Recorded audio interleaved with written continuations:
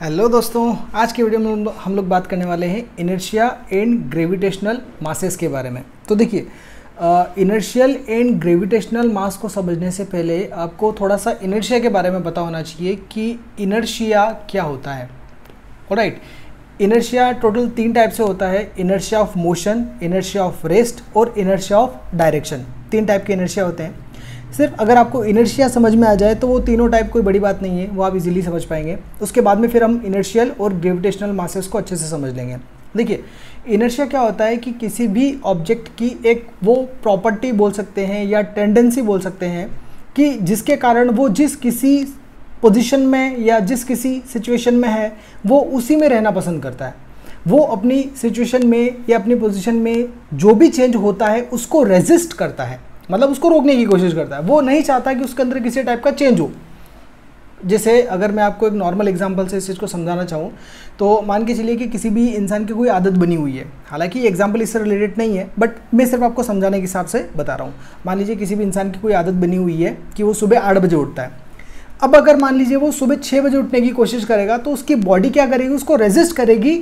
वो उसको 6 बजे नहीं उठने देगी, वो उसको 8 बजे ही उठाएगी, है ना। तो अपनी बॉडी अपने को क्या कर रही है, रेजिस्ट कर रही है। तो इसी तरीके से क्या होता है कि अगर कोई भी ऑब्जेक्ट रेस्ट में है या मोशन में है तो वो जिस किसी पोजीशन में है या जिस किसी सिचुएशन में है, रेस्ट में है तो वो रेस्ट में रहना चाहेगा, मोशन में है तो वो मोशन में रहना चाहेगा। जब तक कि आप उसको रोकने की कोशिश ना करो, जब तक कि आप एक्सटर्नल फोर्स नहीं लगाओगे उसको रोकने के लिए, तब तक क्या होगा, वो उसी पोजीशन में रहेगा। तो इस फेनोमेना को हम लोग बोलते हैं इनर्शिया। और अगर अपन इनर्शिया ऑफ मोशन की बात करें तो जब ऑब्जेक्ट मोशन में होता है तो वो मोशन में ही रहना चाहता है जब तक कि आप उसको रोकने के लिए फोर्स नहीं लगाओगे। तो इसको अपन बोलते हैं इनर्शिया ऑफ मोशन। अब अगर अपन इनर्शियल मास को समझें तो देखिए, the mass of a body which determines it's inertia in translatory motion. Translatory motion का मतलब होता है कि एक जगह से दूसरी जगह पे जब ऑब्जेक्ट चल के जा रहा है उस मोशन को बोला जाता है translatory motion. Is called inertial mass, यानी कि बॉडी का वो मास जो उसके ट्रांसलेटरी मोशन को डिटरमाइन करता है, उसको अपन बोलते हैं इनर्शियल मास। और अगर आपको इनर्शियल मास निकालना है तो आप क्या कर सकते हो, इस फॉर्मूले का यूज कर सकते हो, F = ma, जो कि न्यूटन का सेकंड लॉ है। अगर यहाँ से अपन mi की बात करें तो mi क्या हो गया, आपका इनर्शियल मास, ठीक है। और mi = क्या हो जाएगा, F/a। F मतलब कि जो भी फोर्स उसके ऊपर लगेगा वो वाला फोर्स अपॉन जो भी उसका एक्सेलरेशन होगा। एक्सेलरेशन क्या होता है, चेंज इन वेलोसिटी।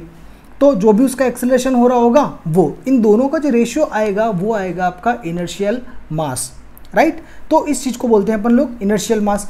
अब अगर हम लोग ग्रेविटेशनल मास की बात करें तो देखिए, ग्रेविटेशनल मास क्या होता है, the mass of a body which determines the gravitational pull acting upon it. किसी भी बॉडी का मास विच डिटरमाइंस, जो डिटरमाइन करता है, पुल एक्टिंग मतलब ग्रेविटेशनल पुल, यानी कि अर्थ क्या करेगी, हर एक ऑब्जेक्ट को अपनी तरफ खींचती है। तो कितने फोर्स के साथ में अर्थ उसको अपनी तरफ खींच रही है वो चीज़ डिटरमाइन करेगा, है ना। Due to earth is called its gravitational mass.